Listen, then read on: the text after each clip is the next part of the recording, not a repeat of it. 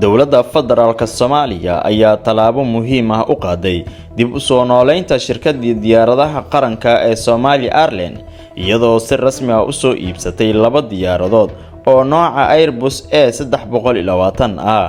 diyaaradan cusub ayaa lagu wadaa inay howlgalaan muddo 2 bilood gudahood. heshiiska lagu soo iibiyay diyaaradaha ayaa maanta si rasmi ah loogu saxiixay xafiiska ra'iisul wasaaraha Soomaaliya, taasi oo muujinaysa muhiimadda ay dowladda u leedahay horumarinta adeegyada duulista hawada ee dalka. wasiirka gaadiidka iyo duulista hawada mudane Maxamed Faarax Nuux ayaa sheegay in dib u soo celinta Somali Airlines ay tahay yool qaran oo mudan in la gaaro, isaga oo xusay in dowladda Soomaaliya ay qorsheynayso inay iibsato diyaarado kale oo dheeraad ah si kor loogu qaado adeegyada duulista gudaha iyo kuwa caalamiga ah. talaabadan ayaa qayb ka ah horumarinta kaabayaasha dhaqaalaha iyo isku xirka gobolada dalka si ay shacabka Soomaaliyeed ay ugu helaan adeegyo tayo leh oo casri ah.